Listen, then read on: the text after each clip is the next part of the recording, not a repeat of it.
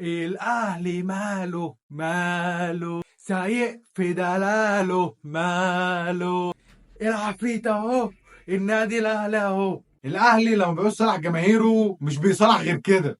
الاهلي بيكتسح شباب بلوزداد 6-1. النهارده الاهلي بيقدم شوط تاني عالمي عالمي عالمي، وبيقول للناس اهدوا شويه، احنا لسه اجمد فريق في افريقيا، ولو نسيتوا هنرجع نفكركم. اركن الشوط الاول بقرف، عشان الاهلي اصلا ما جاش الشوط الاول، مش هتكلم على الشوط الاول. لكن الشوط الثاني الاهلي فعلا فعلا عمل كوره، هو اجمد شوط الاهلي عمله من فتره كبيره قوي. انا عايز بس اقول كلمتين. الراجل ده جماله خرقتنا. الراجل ده مش طبيعي يا جدعان. الراجل ده انا نفسي في حته وينج يلعب جنبه، نفسي في وينج نوعيته كده، نوعيه وسام على الطرف يبقى جنبه وسام.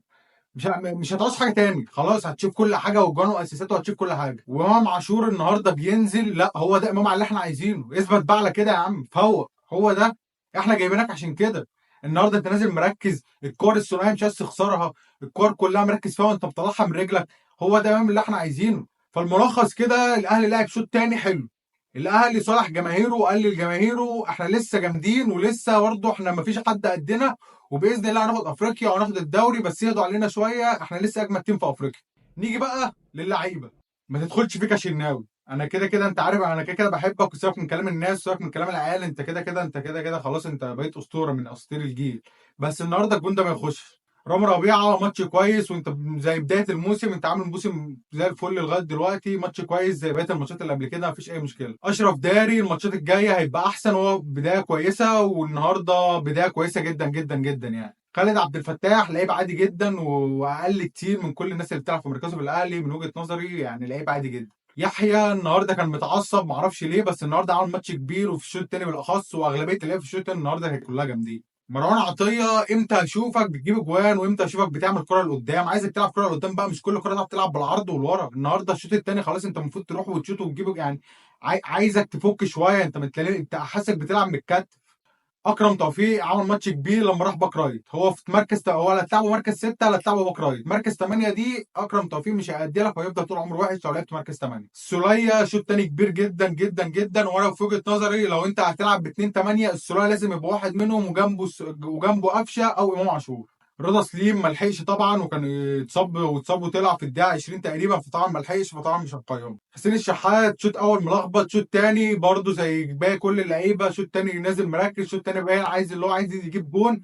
شوط تاني كويس من حسين. نيجي بقى لعمنا وعم مهاجمين القاره. بقول لك على حاجه، عم مهاجمين اوروبا كمان. لا النهارده وسام هقول لك على حاجه. يعني انت النهارده لو جايب ليفا، جايب امبابي، جايب هالاند، هيعمل ايه زياده لو النهارده يعني المهاجم بتاعك الناس دي هتعمل ايه زياده عن اللي اسامه عمله النهارده؟ يعني اسامه النهارده شوط من بره ال 18، فاولات.